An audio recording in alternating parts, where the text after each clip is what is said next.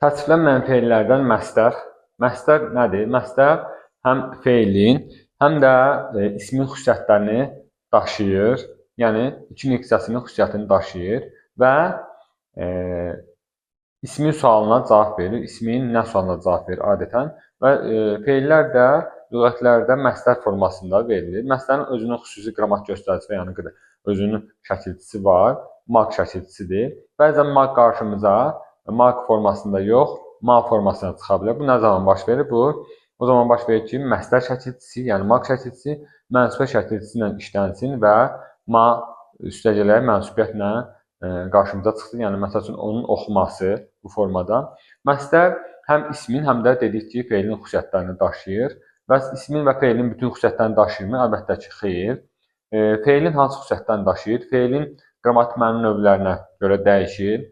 Feilin təsdiq və inkar kimi, feil necə təsdiq və inkar olursa, məstər də təsdiq və inkar olur, qrammatik məna növünə görə dəyişir, ətrafına söz toplayıb tərkib yarada bilir və eyni zamanda hərəkət məzmunu olur onun tərkibində.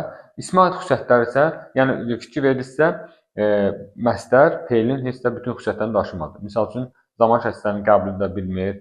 Misal üçün, feilin şəkillərini qəbul edə bilmir. Bunlar kəmiyyət şəkillərini, şəxs, belə deyək ki, şəkillərini qəbul edə bilmir feillərdə. Amma ismi aiddə bəzi xüsusiyyətlər daşıyır. İsmin hansı xüsusiyyətlərini daşıyır? Yenə də ismin bütün xüsusiyyətlərini daşımayacaq əlbəttə ki. İsim kimi hallanır, isim kimi mənsubiyyətə görə dəyişir, ismin sualına cavab verir, hərəkətin yox, əşyanın adını bildirir. Misal üçün, feil müstəqil formada feili xəbər olurdu. Yəni, təsvirlənən feili xəbər oldu, amma məstər feili xəbər ola bilmir. İsmi xəbər olur, sonra mübtəda olur, tamamlıq olur, zərflik olur. Bu kimi xüsusiyyətləri var. İndi daha ətraflı burada qeyd etdiyim məlumatlarla tanış olaq. Deməli, həm feil, həm də ismi xüsusiyyətlərini daşıyan sözlər məstər adlanır. Maq bəzən də ma şəkilçisi ilə düzəlir. Nə zaman? Ma olur, az öncə qeyd elədim. Mənsubə şəkli qəbul etdikdən sonra yazmaq, gəz sözün kökü, maq burada məstərin şəkilçisidir. Oxu sözün kökü, maq burada məstərin şəkilçisidir. Yaz sözün kökü, burada səhv edib, maq burada məstərin şəkilçisidir və onu da qeyd edim ki, feilin təsvirlənmə formalarının şəkilçiləri qrammatik şəkilçilərdir. Oxuması, yazması formasında məstərdən sonra mənsubə şəkilçisi gələndə bu formada ma olur. Yaz sözün kökü ma. Burada məstər şəkilçisi, bu da nədir? Mənsubiyyətdir. Sonra məstərin feil aid xüsusiyyətləri, az öncə qeyd etdim, bir də baxaq bunlara yazılı formada. Feil aid xüsusiyyətləri hərəkət bildirir. Hərəkət bildirir. Təsdiq və inkarda olur. Az öncə qeyd etdim, bunlar feil aid xüsusiyyətdir. Oxumaq, oxumamaq, qrammatik məna növlərinə görə dəyişir, yəni qrammatik məna növlərində olur. Yəni məlum növ, məhsul növ, qayıdış növ, qarşılıq növ, icbar növ bu kimi olur. Misal üçün, görmək məlum növ, görülmək. Bu gör sözün kökü, görül, işlər görüldü. Nədir? Məhsul növ, qayıdış növdə görünmək. Məstər özündən əvvəl gələn müəyyən sözlər əlaqəyə girərək onları özünə tabedir və tərkib yaradır. Dərslərinə vaxtında gəlmək hər bir şagird üçün vacibdir. Burada artıq məstər tərkib yaradıbdır. Nədir vacibdir? Kim üçün? Şagird üçün. Hansı şagird? Hər bir şagird üçün nə şagird üçün vacibdir? Dərslərə vaxtında gəlmək. Burada artıq nədir? Məstər tərkib yaradaraq hər birini özünə tabe etdi, özündən əvvəl gələn sözləri və tərkib yaratmış oldu. Yəqin ki, bunlar aydın oldu. Məstərin feil aid xüsusiyyətləri deməli tərkib yaratdı, təsdiq və inkarda oldu, feilin qrammatik məna növlərində oldu, hərəkət məzmununu ifadə etdi. Bunlar məstərin feil aid xüsusiyyətləridir. İndi isə keçək məstərin feil aid xüsusiyyətlərinə, daha doğrusu ismi aid xüsusiyyətlərinə baxaq.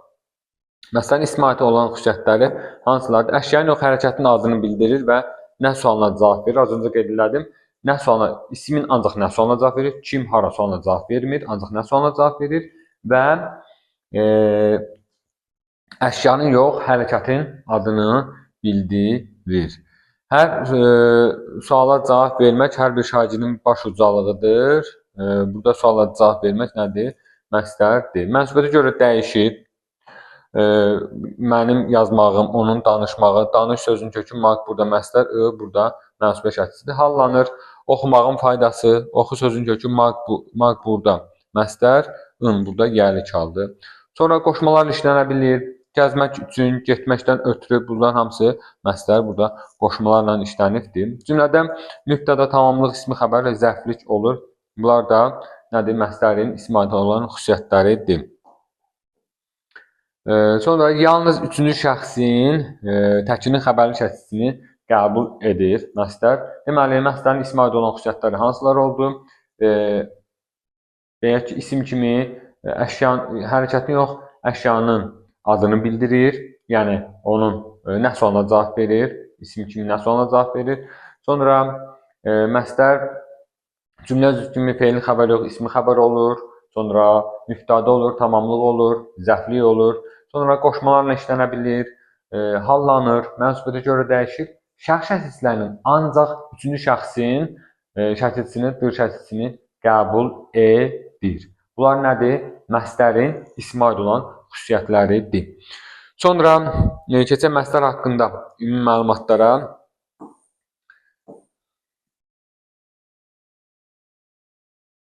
Məsləhət haqqında ümumi məlumatlar.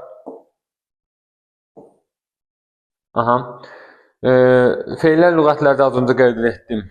Məsləhət formasında olur. Məsləhət istisna olaraq, məsləhət təyin kimi də işlənə bilir. Deməli, ismi xəbər olurdu, mübtəda olurdu, tamamlıq olurdu, zərflik olurdu. Bir dənə təyin qalmışdı, təyin də olur. Nə zaman olur? Qoşmalarla işlənən zaman təyin olur. Kimi, təki kimi qoşmalarla işlənən zaman nə olur? Cümlədə təyin kimi olur. Vətəni sevmək kimi gözəl his ola bilməz. Nə his, necə his, gözəl his, vətəni sevmək kimi gözəl his. Burada nədir? Təyin kimi çıxış edibdir. Təyin kimi işlənmək məsləhətin özünə aid olmayan sintaktik vəzifəsidir. Yəni, məsləhət desək ki, yəni bu istisnalıqdır. İstisnalar da qaydanı pozmadığı üçün bunu qeyd edə bilirik. Yəni, desək ki, məsləhət hansı cümlə üzvləri olur? Qeyd edirik ki, ismi xəbər olur, sonra mübtəda olur, tamamlıq olur, zərflik olur. Təyin istisna formaları deyir ki, təyin olur. Məsləhətin ismin aşağıdakı xüsusiyyətlərini qəbul edə bilmir, hansı xüsusiyyətlərini qəbul edə bilmir? Cəmlənə bilmir, sifətləşənə bilmir, ümumi xüsusi ola bilmir, konkret və mücərrəd ola bilmir. Tək olur, cəm ola bilmir, istisna formalarında cəmlənə bilir, amma bu nədir? Qrammatik normanın pozuntusudur. Misal üçün, uşaq